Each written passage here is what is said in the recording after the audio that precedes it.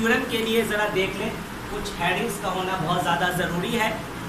Statement आपको दिया जाता है, ठीक है। स्टेटमेंट के ज़रिए अगर आप स्टेटमेंट समझ जाते हैं तो आप फिगर बना लेते हैं। स्टेटमेंट के दो हिस्से होते हैं, इफ़ और देन, ठीक है।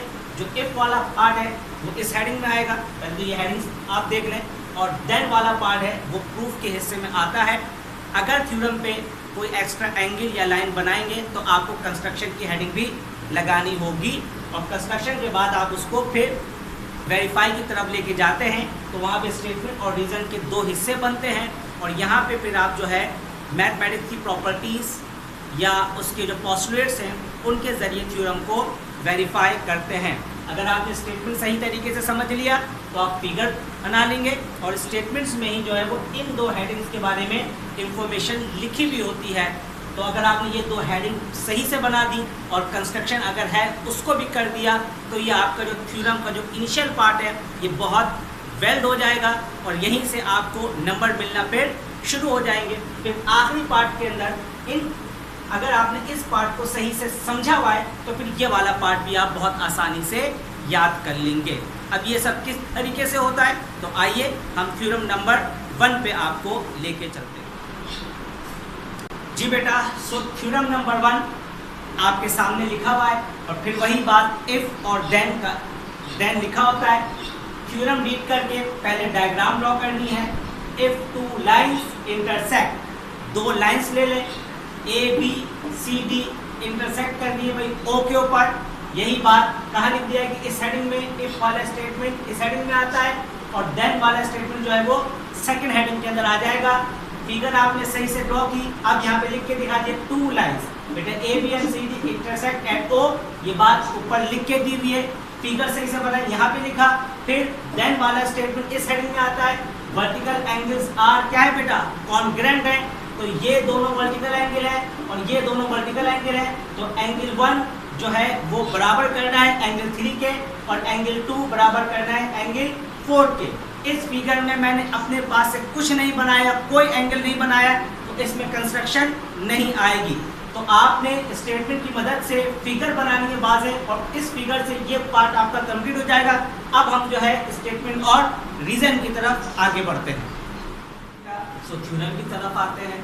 दो स्ट्रेट लाइंस हमने यहाँ पे ड्रॉ है कि भी आप दे सकते हैं। लाइन 1 जो है वो ए बी है, लाइन 1 जो है वो ए बी है, और सेकंड जो लाइन है वो सी और डी है, ये आप देख सकते हैं। अब रीज़न वेरीफाई करने जा रहे हैं, वर्टिकल एंगल्स को बराबर साबित करने जा रहे हैं। तो पहले लाइन ए बी लेते हैं।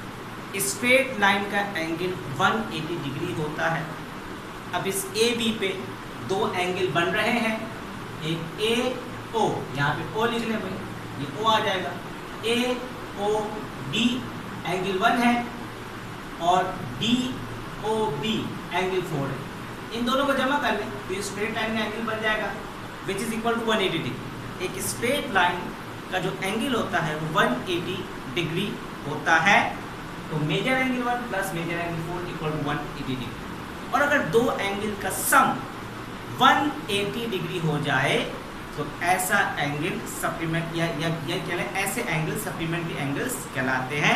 तो ये सप्लीमेंट्री एंगल पोस्टुलेट है, तो यहाँ लेके दिखाएंगे सप्लीमेंट्री एंगल पोस्टुलेट। उसके बाद दूसरी लाइन को लेते हैं सी डी, तो इसमें भी दो एंगल आप शो कर दें। एक मेजर एंगल 2 जो कि सी ओ ए है, और एक मेजर एंगल 1 जो कि ए ओ डी बन रहा है। इसका सम भी 180 बन रहा है क्योंकि ये स्ट्रेट लाइन है, तो ये भी सप्लीमेंट्री एंगल पोस्टुलेट बन जाएगा।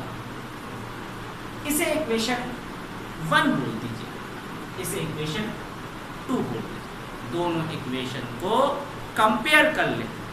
जब इक्वेशन कंपेयर होती है तो सेम साइड नहीं लिखी जाती, अपोजिट साइड लिखी जाती है, तो 180 नहीं लिखा जाएगा। ये दो डिफरेंट साइड है इक्वल टू के साथ लिख दी जाएंगी।